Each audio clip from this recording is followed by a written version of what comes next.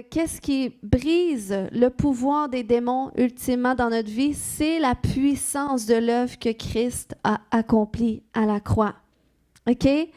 Colossiens 2,15 nous dit qu'il a dépouillé les dominations et les autorités, Jésus, et les a livrées publiquement en spectacle en triomphant d'elles par la croix.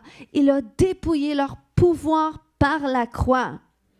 Donc, c'est grâce à ce qu'il a accompli à la croix que nous, les croyants, nous pouvons légalement recevoir la libération. Nous pouvons être délivrés des forces spirituelles qui peuvent nous tenir en captivité. Et c'est aussi à cause de la puissance de la croix que nous pouvons légalement apporter la délivrance aux autres. Qui veut apporter la délivrance aux autres? Si vous êtes croyants, vous devriez tous lever la main parce que c'est tous votre appel, OK? Donc, comment expérimenter la puissance de la délivrance de tous les démons qui peuvent affliger notre âme? Donc, il faut comprendre cette dimension de démanteler les forteresses. C'est vraiment important parce que les démons, à certains endroits dans la parole de Dieu, ils sont comparés à des hommes forts. Et les hommes forts, ils cherchent à bâtir des forteresses dans lesquelles ils vont habiter. Ils cherchent à bâtir des maisons à l'intérieur de nous. Puis ces maisons, ces forteresses sont une métaphore qui est utilisée dans la Bible pour souligner des raisonnements érigés contre la foi. Donc, parfois, pour dépouiller les hommes forts qui sont dans les fondations de ça, il y a certaines structures de raisonnement à renverser. Et ça, c'est 2 Corinthiens 10, 4 et 5 qui nous dit que les armes avec lesquelles nous combattons ne sont pas charnelles, mais elles sont puissantes par la vertu de Dieu pour renverser quoi? Des forteresses. Et il dit, nous renversons les raisonnements et toute hauteur qui s'élève contre la connaissance de Dieu, et nous amenons toute pensée captive à l'obéissance de Christ. Donc, on doit renverser, démanteler les forteresses que les démons cherchent à ériger dans notre vie. Puis, ces forteresses, ces structures de raisonnement sont souvent composées de mensonges qu'on a cru, qui sont enracinés soit dans notre éducation, dans nos expériences de vie. C'est pour ça que la Bible va nous dire d'être transformés par le renouvellement de notre intelligence. On a besoin que notre mentalité soit transformée. Puis, des fois, ces mensonges vont être enracinés aussi dans des blessures qui sont profondes à l'intérieur de nous. Puis, pour se rendre à ces blessures, on a besoin de l'aide du Saint-Esprit. Parce que souvent, elles sont très profondes, surtout quand ça fait longtemps qu'ils sont là, on s'habitue, hein, on développe une certaine résilience, mais ça ne veut pas dire qu'on a expérimenté la guérison. Puis la Bible va nous dire que dans 1 Corinthiens 2,10, que l'Esprit de Dieu sonde tout, même les profondeurs de Dieu. Donc, il nous sonde aussi. On a besoin parce que Jérémie va nous dire que le cœur est tortueux par-dessus tout et qu'il est méchant. Qui peut le connaître? Donc, même nous, des fois, qui peut attester que même on ne se comprend pas tout à fait des fois. On ne comprend pas pourquoi on agit d'une certaine façon, qu'on est d'une certaine façon. Puis, c'est parce que notre cœur est tortueux. Il peut être trompé, il peut être égaré, il peut être dissocié. Mais la bonne nouvelle, OK, c'est qu'il n'y a aucun morceau qui échappe à Dieu. Aucun morceau de notre cœur, de notre être. Voyez ce qu'il dit dans Jérémie 17, 10. « Moi, l'Éternel, j'éprouve le cœur, je sonde les reins pour rendre à chacun selon ses voies, selon le fruit de ses œuvres. » Et quand je suis allée voir la définition, quand il dit « j'éprouve », ça veut dire « il explore », il examine. Puis le cœur, c'est quoi? C'est l'homme intérieur, c'est l'âme. Donc, il explore, il examine en profondeur. Puis les reins, c'est quoi? Ça fait référence aux entrailles. Donc, il dit, je sonde les entrailles, j'éprouve, je discerne les entrailles. Donc, le Seigneur, même qu'est-ce que toi, tu ne vois pas, lui, il le voit. Qu'est-ce que toi, tu ne comprends pas, lui, il le comprend parfaitement. Et ça, c'est rassurant. Ça, c'est notre sécurité. Notre sécurité, elle est en Dieu. Amen. Donc, c'est pour ça que l'un des moyens qu'on peut prendre pour commencer ce nettoyage spirituel intérieur, c'est en commençant par prendre les symptômes. Tu sais, parce que Jésus va dire, on reconnaît un arbre à ses fruits. Donc, prends les fruits que tu portes, prends les symptômes de qu'est-ce qui ne va pas dans ta vie, puis commence à en parler avec Dieu. Commence à les lui confesser. La Bible va nous parler de l'importance de confesser aux hommes, hein, nos fautes, nos péchés. Puis ça peut faire partie de notre processus de guérison, de délivrance, de transformation. Mais c'est important qu'on apprenne à le faire auprès de Dieu aussi. De confesser à Dieu qu'est-ce qui ne va pas dans notre vie, qu'est-ce qu'on aimerait qu'il fasse, ou peut-être des péchés avec lesquels on lutte. Parce que ce type d'échange avec Dieu, ça fait partie des échanges qui se passent dans une relation intime. Puis Dieu désire qu'on ait une relation intime avec lui. C'est comme, il y a des discussions que je vais avoir avec mon mari que j'aurais jamais avec personne d'autre, parce que ça fait partie de notre intimité. Puis, c'est parce qu'on a une intimité qu'on peut avoir une relation qui est solide. Donc, c'est la même chose avec Dieu. Si on est capable de partager nos sujets sensibles avec Dieu, ça va bâtir la solidité de notre relation. Donc, premièrement, la confession. On doit apprendre ça. Que ce soit la confession de qu'est-ce qui ne va pas, de tes péchés, que tu prends conscience. La Bible dit dans 1 Jean 1,9, « Si nous confessons nos péchés, il est fidèle et juste pour nous les pardonner et pour nous purifier de toute iniquité. » Donc, non seulement il veut nous pardonner, mais il veut aussi nous purifier. Il veut aussi départir de nous les conséquences de nos péchés, de nos iniquités ou de ceux des autres à notre égard. Amen. Donc, qu'est-ce qui suit la confession? Ça va être souvent le pardon. Et ça, c'est une étape importante. Dans le pardon, il y a l'aspect de la repentance. Acte 3,19 nous dit « Repentez-vous donc et convertissez-vous pour que vos péchés soient effacés afin que des temps de rafraîchissement viennent de la part du Seigneur. » Et le mot repentir ici, dans le grec, c'est le mot métanoéo qui signifie changer son esprit pour mieux. Donc le Seigneur, il nous appelle à cet endroit de chercher à changer notre esprit, puis se convertir. Ça nous parle de se tourner vers l'adoration du vrai Dieu ou de revenir à l'amour et à l'obéissance de Dieu. Donc, c'est pour ça que la repentance, ça devrait être une posture de cœur qui implique l'admission d'une faute et aussi le désir de changer. Mais qui parfois peut avouer que des fois, on ne veut pas se repentir à Dieu parce qu'on ne sait pas comment est-ce qu'on ferait pour s'en sortir. On se dit, tu sais, pourquoi je me repentirais? Parce que ça dit qu'il faut que je change de direction. Ça veut dire qu'il faut que je change mon cœur, je me tourne vers Dieu, mais je ne sais pas comment faire. Fait que tant qu'à ça, aussi bien ne pas me repentir. Est-ce qu'il y en a qui ont déjà passé par là? Amen. Mais tu sais, de confesser de ta bouche ta faute te rapproche beaucoup plus de la grâce pour changer que plutôt d'endurcir ton cœur à la conviction que le Saint-Esprit te donne parce que tu dis, même si je me repens, je ne sais pas comment je vais faire pour arrêter. Donc, c'est pour ça qu'il y a une puissance dans la confession. Puis, il y a une histoire dans la Bible, qui figure ça.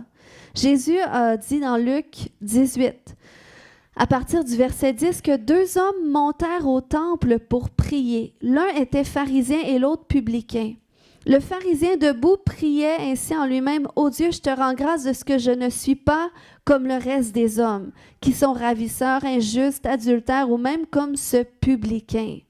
Je jeûne 2 fois à la semaine, je donne la dîme de tous mes revenus. » Le publicain, se tenant à distance, n'osait même pas lever les yeux au ciel, mais il se frappait la poitrine en disant, « Ô Dieu, sois apaisé envers moi qui suis pécheur. » Regardez Jésus ce qu'il a dit. Je vous le dis, celui-ci descendit dans sa maison justifié plutôt que l'autre, car quiconque s'élève sera abaissé, et celui qui s'abaisse sera élevé. Ça ne nous dit pas que ce publicain il a renoncé à tous ses péchés, là. Ça nous disait juste qu'il était en train de confesser, puis il avait honte de lui, il s'en voulait. Il dit, sois apaisé envers moi qui suis pécheur. Puis le Seigneur a dit que lui, il est retourné dans sa maison justifié, simplement à cause de son humilité, à cause de son authenticité. Le Seigneur l'a justifié. Il y a bien des péchés. Je vous dis que le Seigneur m'a délivré dans des processus où est-ce que je me repentais à tous les jours. Puis à tous les jours, Seigneur, j'ai prié pour ça le matin. Finalement, la journée passe, je me rends compte que telle chose, des fois des mauvais comportements avec lesquels tu luttes, mais ça revient tout le temps. Puis à tous les soirs, la conviction, Seigneur, j'ai manqué le but encore. J'ai encore fauté, Seigneur, pardonne-moi. Puis j'avais honte, je m'en voulais. Mais c'est dans ces processus-là où est-ce que je me repentais tout le temps sans savoir comment je finirais par m'en sortir, qu'au milieu de ma souffrance, j'ai appris à porter ma croix et suivre Jésus. Et c'est vraiment dans cette posture d'humilité et d'impuissance que j'ai appris que je suis parvenue plutôt à trouver la puissance de Dieu pour me relever de mes circonstances et vivre des réelles transformations. Mais souvent, ça commence comme ça commence à genoux, dans l'admission, dans la confession, dans la repentance. Le reste, c'est la grâce. Moi, je ne peux pas dire que ma transformation, c'est le fruit de tout mon travail. C'est le fruit de la grâce de Dieu. Oui, j'ai collaboré avec lui, je lui ai donné ma volonté. J'ai appris à soumettre ma volonté à la sienne. Mais pour le reste, c'est lui qui m'a donné la force. Amen. Donc, tomber, c'est pas grave, mais l'important, c'est d'apprendre à se relever. Puis on peut y arriver parce qu'on n'est pas orphelin, parce qu'on n'est pas tout seul laissé à nous-mêmes. On a un consolateur. On a le Saint-Esprit de Dieu qui nous a été donné comme cadeau. Et la Bible va nous montrer que lorsqu'on apprend à vivre à partir de lui, eh bien, c'est comme ça qu'on va apprendre à vivre selon lui aussi. Il a dit, marchez selon l'Esprit et vous n'accomplirez pas les désirs de la chair. Donc, c'est un apprentissage. Puis, tu vas te rendre compte que lorsque tu cherches comme ça, à marcher selon l'Esprit, tu vas vivre des ménages dans ta vie. Tu n'auras pas le choix parce que tu ne seras pas capable de partager ta vie avec qu'est-ce qui attriste le Saint-Esprit. Et la conviction va être là, tu ne sauras pas toujours comment faire, mais d'amener ça, de la confesser, de chercher la grâce de Dieu. À un moment donné, tu vas trouver la force pour changer. Amen. Donc, dans la repentance, il y a l'aspect du pardon aussi. La Bible nous dit que si on veut recevoir le pardon de Dieu, puis recevoir son pardon, ça inclut aussi se l'accorder à soi-même.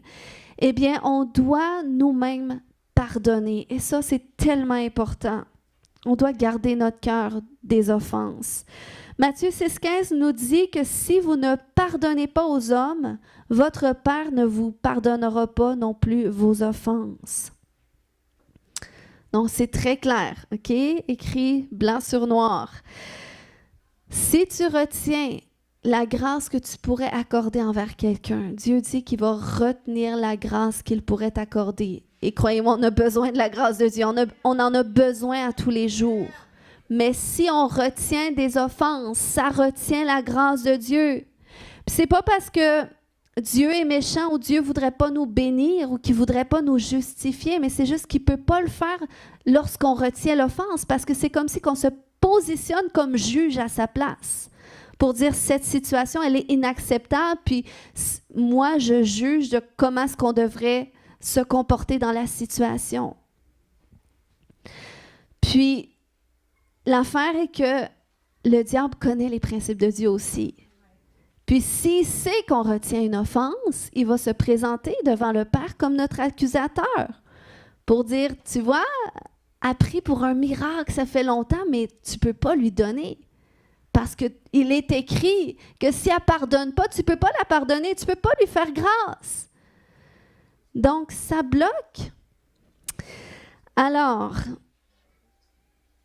il faut savoir que pardonner, ce n'est pas excuser ou oublier, mais c'est de faire grâce. Faire grâce en laissant à Dieu la place d'être juge dans la situation. Peut-être tu dis, oui, mais comment je peux pardonner? Ça m'a tellement fait mal, ça m'a brisé. Ben, c'est justement pour ça que tu dois pardonner. Parce que si tu pardonnes, puis t'es peut-être mieux de... Tu sais, pardonner, c'est pas nécessairement te réconcilier. C'est pour ça que des fois, t'es mieux de commencer avec Dieu, d'amener ça auprès de Dieu. Tu dis, voilà la situation que j'ai vécue, voilà mon injustice.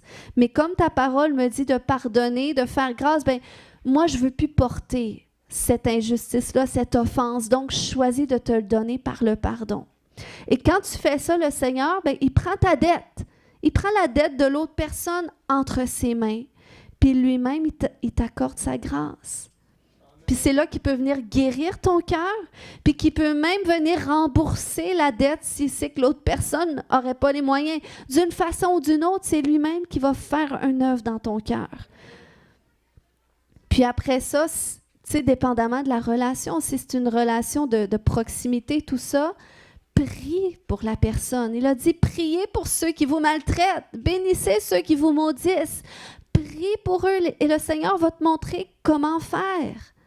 Si, par exemple, c'est mon mari qui m'offense, bien, je peux gérer ça. Je suis mieux de gérer ça avec Dieu avant. Pourquoi? Parce que sinon, je pourrais aller dans les émotions, le confronter, tout ça, être juge à la place de Dieu. Mais si j'amène ça devant Dieu déjà, ça va me permettre d'être un peu plus posée. Puis quand on va se parler, c'est correct de dire « ça m'a blessé, qu'est-ce que tu as fait? » Puis c'est sain de le faire parce que je veux me réconcilier avec lui. Donc, le Seigneur, rendu là, on ne rentre pas dans la réconciliation ce matin, mais quand c'est des relations proches de toi, le Seigneur veut te donner les outils aussi pour te réconcilier d'une façon qui est saine. Mais on doit garder notre cœur de toute offense. Puis, on va être blessé. Même moi, des fois, c'est mes enfants qui ont 7 et 9 ans qui m'ont blessé parfois. Puis j'ai dû aller devant le Père pour... Je ne commencerai pas à taper sur la tête de mon fils pour dire « t'as fait ci, t'as fait ça ». Ça m'a... Il y a une certaine façon que oui, je peux l'exprimer, mais il y a des choses que je vais gérer avec le Père, puis qu'il va pouvoir comme ça libérer mon cœur devant lui. Amen? OK, donc si tu acceptes de pardonner à ceux qui t'offensent, eh bien, tu ouvres la porte de ton cœur qui était fermée pour laisser Dieu entrer puis guérir ton cœur brisé, remettre les morceaux ensemble puis restituer aussi qu'est-ce qui est nécessaire. La troisième étape, on est dans démanteler les forteresses, c'est la guérison, le renouvellement intérieur. Parce que le pardon, la repentance, ça ouvre le chemin vers ça. Puis parfois, le meilleur endroit où commencer pour recevoir la guérison du Père, c'est en demandant au Saint-Esprit, est-ce qu'il y a quelque chose que tu aimerais guérir à l'intérieur de moi? Ça, c'est dans votre temps d'intimité avec lui, vous pouvez lui poser ces questions-là. Est-ce qu'il y a un endroit dans mon âme que tu aimerais guérir? Parce que lui le voit, toi, peut-être tu ne le sens pas, mais lui le sait. Puis, c'est le type de questions qu'on doit poser, surtout si on lutte avec un péché, avec un mauvais comportement. Même peut-être tu es malade dans ton corps, puis c'est connecté à une blessure émotionnelle. Fait que tu peux demander à Dieu, est-ce que c'est connecté avec une blessure que j'ai vécue? Est-ce que cette condition de santé est connectée avec une blessure? Puis quand tu poses ces questions-là au Saint-Esprit, sois alerte. Peut-être qu'il va te donner un souvenir. Peut-être qu'il va te donner un rêve qui va suivre la nuit. Peut-être qu'il va te donner un mot qui va te rappeler quelque chose. Il va te montrer une situation. Et c'est là que tu peux commencer à questionner Dieu. OK, ben oui, je me souviens de ça. Comment ça m'a affecté? Montre-le-moi. Montre-le-moi quand à ce moment-là. Des fois, il y a beaucoup de blessures qu'on a vécues enfant. Puis, quand on était enfant, on l'a vu d'une certaine façon, mais c'est important de revenir à ça. Bien, comment moi je l'ai vu? Ah, je me suis sentie rejetée. J'ai senti que j'étais pas important. Donc ça, c'est important. Pourquoi? Parce que c'est ce qui va bâtir des structures de mensonges dans notre vie. Donc, OK, Seigneur, je me souviens de cet événement-là. Est-ce qu'il y a un mensonge que j'ai cru? Ah, OK, j'ai cru ça par rapport à moi ou par rapport aux autres. Et c'est là que tu demandes au Saint-Esprit, ben c'est quoi la vérité? Puis ça, tu le fais à voix haute, parce qu'on est dans la confession. Parce qu'il y a un autre verset qui va dire que c'est dans Romains 10, ça dit que c'est en croyant du cœur qu'on parvient à la justice et en confessant de la bouche qu'on parvient au salut. Donc, c'est important de faire des échanges comme ça, de vive voix avec ton Dieu. Ça va te permettre d'expérimenter le salut. Puis, quand on fait ça, quand on est dans la conscience de nos blessures, c'est là qu'on peut vivre Ézéchiel 36, 26. Quand Dieu dit « Je vais vous donner un cœur nouveau. Je vais ôter de votre cœur le cœur de pierre, puis je vais vous donner un cœur de chair. » Mais pour faire cet échange-là, souvent, des fois, on aimerait ça que le Seigneur « OK, c'est bon, j'ai un cœur nouveau. » Mais des fois, il faut aller dans les blessures, dans la pierre là, qui s'est endurcie. OK, je la prends, c'est bon, mais je te la donne, Seigneur. Maintenant, viens guérir mon cœur. Renouvelle mon cœur parce que là, j'ai compris c'était quoi ma blessure, j'ai renversé le mensonge, puis j'ai rétabli ta vérité. Puis aussi, c'est vrai, quand tu es conscient de tes blessures, tu peux dire, puis là, des fois, il y a des gens qui vont venir dans tes souvenirs, tu peux demander au Saint-Esprit, est-ce que j'ai encore besoin de pardonner? Ou est-ce que j'ai moi-même besoin de me repentir pour quelque chose? Donc, on peut faire ce travail-là. Puis, si vous pouvez le faire, je vous dis, ça va vous sauver des années que vous pourriez être dans des mauvaises choses que vous essayez de corriger. Des fois, il y a beaucoup de réponses à notre transformation qui se retrouvent dans ce voyage intérieur qu'on peut faire à l'intérieur de nous avec le Saint-Esprit. Puis, après ça, on rentre dans la 4e étape pour la délivrance, pour briser le pouvoir des démons, puis c'est l'expulsion.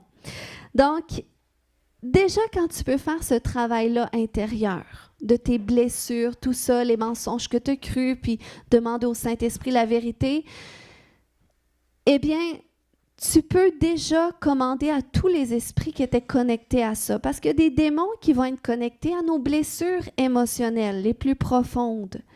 Puis, juste parce que tu as fait un travail de remplacement avec le Seigneur, de repentance, de pardon, de briser les mensonges pour les remplacer par la vérité, parce que la liberté se trouve aussi dans la vérité, eh bien, tu peux commander à tous les démons qui étaient connectés à ça de quitter. Que ce soit ta vie ou que ce soit la vie d'une personne qui vient de confesser tout ce qu'elle vit, puis toi-même, tu la conduis au travers de ce processus. Tu dis, écoute, on va demander au Saint-Esprit, quand est-ce que ça a commencé ce péché-là dans ta vie?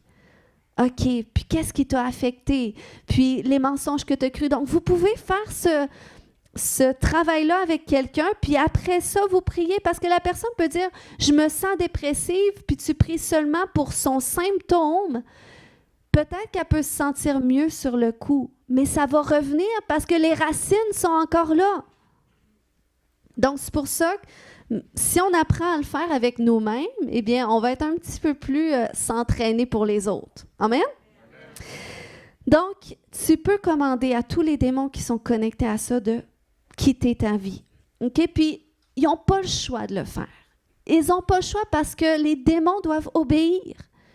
Puis, tu n'es pas obligé de le ressentir, surtout quand c'est de l'autodélivrance, tu ne le ressentiras pas nécessairement. Ça peut arriver que oui, mais tu continues, tu chasses et tout, mais sinon, c'est par la foi. Jésus a dit, si quelqu'un dit à cette montagne, ôte-toi de là, jette-toi dans la mer, s'il ne doute pas dans son cœur, mais il croit que ce qu'il dit arrive, ça va arriver. Donc, si tu crois que, moi, je commande à tout démon qui est connecté à ça, moi, c'est assez, je ne veux plus avoir cette mentalité de rejeter, j'ai fait un travail avec le Saint-Esprit, maintenant, tout esprit connecté à ça, tu me quittes. Il te quitte, il doit partir. Puis, Tu peux même commander à ton corps aussi d'être guéri. Là où est-ce qu'il était affecté, puis là, le Saint-Esprit t'a révélé que ton mal de dos c'était connecté à des fardeaux d'enfance que tu portais, bien là, tu commandes à ton dos maintenant d'être guéri dans le nom de Jésus. Puis ça doit se produire ainsi. C'est la foi en la parole au nom de Jésus. C'est en son nom. Donc, si les démons ne quittent pas à ce stade, parce que là, ça peut arriver, bon, les démons qui vont être connectés à ça vont quitter et tout, mais là, ça ne veut pas dire que tu as fait tout le travail de délivrance, parce que comme j'ai dit, des fois, on fait affaire à des démons de plus haut niveau, OK? Au niveau occulte, au niveau des alliances spirituelles que nous-mêmes, on aurait pu faire, même dans nos familles, qui auraient pu être faits, qui ont encore des répercussions sur notre vie. Donc, quand on tombe à ce stade, oui, on peut intercéder. Il y a des prières de délivrance qui existent. On va en faire quelques-unes tantôt. Mais s'il y a des difficultés qui perdurent dans ta vie, ça peut être, après ça, ça peut être parce que là, tu as besoin de quelqu'un qui prie avec toi. Puis ça peut être un partenaire de prière. Tu n'es pas obligé d'appeler le pasteur. Tu peux demander à quelqu'un dans l'église, tu dis, écoute, le pasteur a enseigné ça, peux-tu aller, expulse de moi qu'est-ce qui doit sortir? Puis si, bien sûr, la personne se sent apte à le faire, elle a la foi, go! C'est le ministère des croyants, OK? Puis là, dans le fond, quand je parle des alliances qui doivent être renoncées, OK? Puis ça, c'est important qu'on le sache, parce qu'on peut adresser ça aussi pour nous, c'est qu'on doit briser tous les liens d'âme qu'on a pu avoir avec des gens occultes dans notre vie. OK? Quel que soit votre passé, vous avez consulté des marabouts, des voyantes, des médiums, il faut briser ces liens-là qui se sont créés avec eux. Et tous les autres partenaires que tu as eus en dehors du mariage, tu dois confesser que tu brises tout lien d'âme puis que tu chasses tous les esprits connectés. OK? Puis, quand on a touché à des pratiques occultes, ça, c'est des alliances très claires là, dans le monde spirituel, même si nous, on n'est pas conscients. Puis, c'est important qu'on se repente pour chaque chose qu'on a invoquée, à laquelle on s'est... qu'on a fait partenaire. OK? Puis, on doit renoncer à ça. Puis, même les tatouages, c'est important qu'on prie pour les tatous. Si vous avez des tatous démoniaques, puis priez, est-ce que Seigneur, tu m'appelles à le faire enlever? Il y a beaucoup de chrétiens qui vont vers cette direction-là. Demandez à Dieu, c'est votre conviction personnelle, mais sinon, c'est important de prier sur vos tatouages, de fermer toute porte spirituelle. Si vous l'avez fait une fois, vous n'avez pas besoin de le refaire, mais sinon, c'est important de le faire au moins une fois. Parce qu'il y a beaucoup de tatous qui vont être le symbole de qu'est-ce que tu portes à l'intérieur de toi, des démons qui sont là. C'est pour ça qu'il y en a que des fois, ils se font tatouer des trucs ultra démoniaques. C'est comme, un jour, j'ai fait la délivrance avec quelqu'un, c'était quelqu'un qui n'était pas vraiment spirituel, il n'a jamais vraiment cru en Dieu avant qu'il le rencontre. Ça fait pas super longtemps non plus. Puis cette personne-là n'a jamais tant été attirée vers la spiritualité, mais la personne avait comme un troisième œil tatoué sur la main, tu sais. Puis, moi, quand je priais avec cette personne-là, j'essayais de voir la connexion. Tu sais, la personne, elle me dit qu'elle n'est pas spirituelle, mais il y a certainement une porte d'entrée pour qu'un jour, elle ait été inspirée de faire ça. Puis, on a découvert plus tard que c'était connecté à un jeu vidéo occulte à laquelle elle avait joué. Ça l'a laissé entrer un démon occulte du jeu vidéo qui s'est présenté comme ça. Puis, tu vois qu'il a influencé tout ça.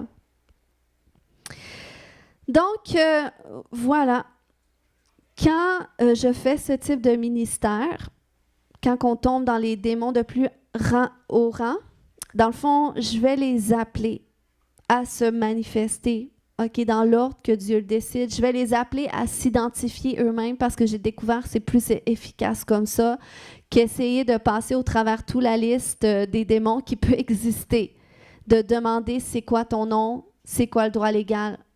Dans le nom de Jésus, on le brise. Puis, je ne converse pas avec les démons.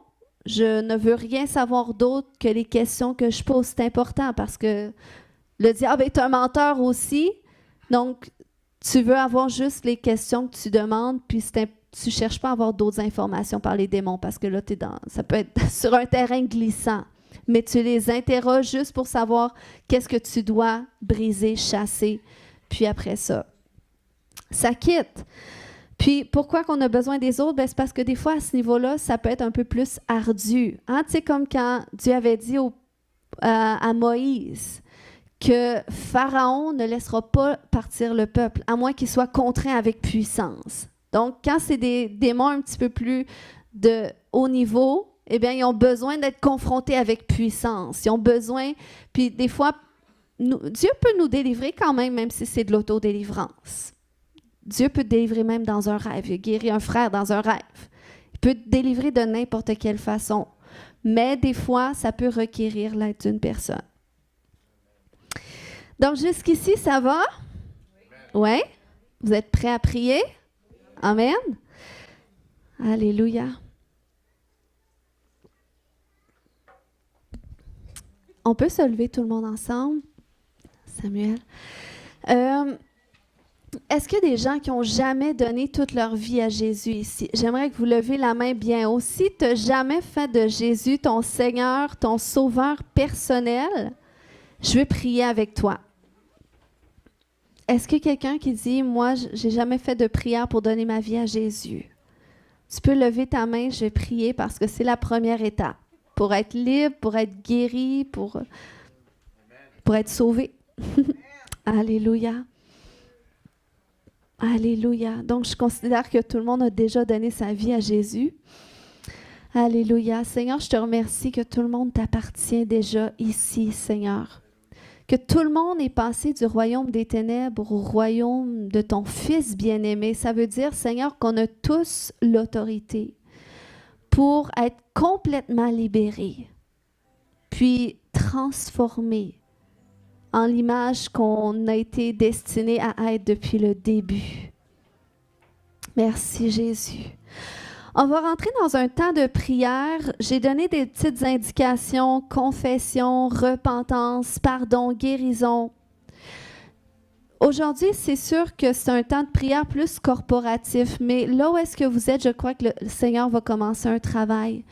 Puis, est-ce que tu peux faire un retour à l'intérieur de toi, puis commencer à questionner le Saint-Esprit? Puis je vais prier en même temps que toi tu pries. Je vais conduire ce temps de prière, mais j'aimerais que tu sois alerte, que tu regardes à toi, pas ton mari ou ta femme, te dire enfin c'est bon qu'il entend ça, mais regarde pour toi aussi. Peut-être le Seigneur veut faire quelque chose de plus profond à l'intérieur de toi. Puis peut-être qu'aujourd'hui, peut-être tu n'as pas besoin d'être délivré.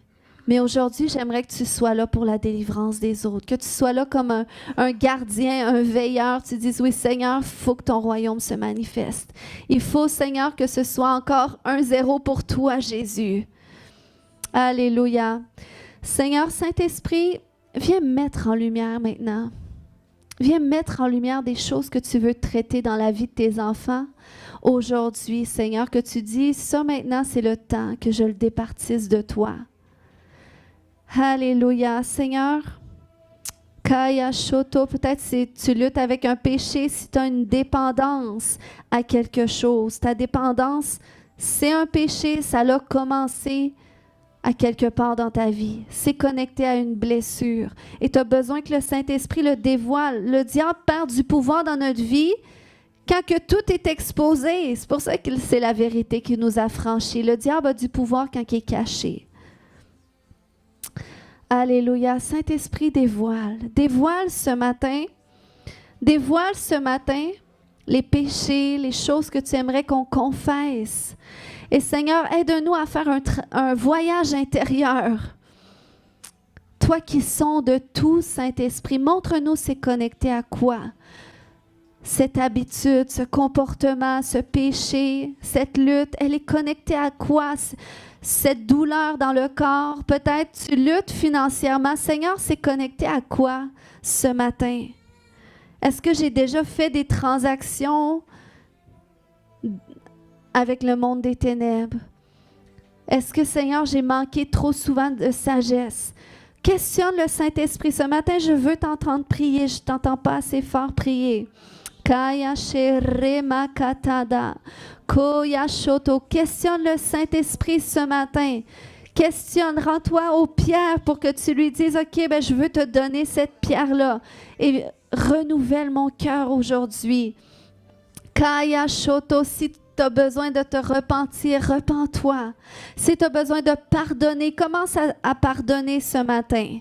S'il y a des offenses qui sont là, commence à les traiter avec le Père ce matin.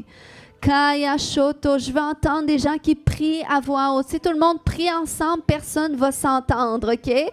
Mais si j'ai juste une personne qui prie, les autres ne voudront pas. Alléluia, merci Seigneur. Kore makataya shote. Kore kamaya shonto mata. Kaya shoke mata re makataya shote. Dévoile, dévoile, dévoile, Saint-Esprit.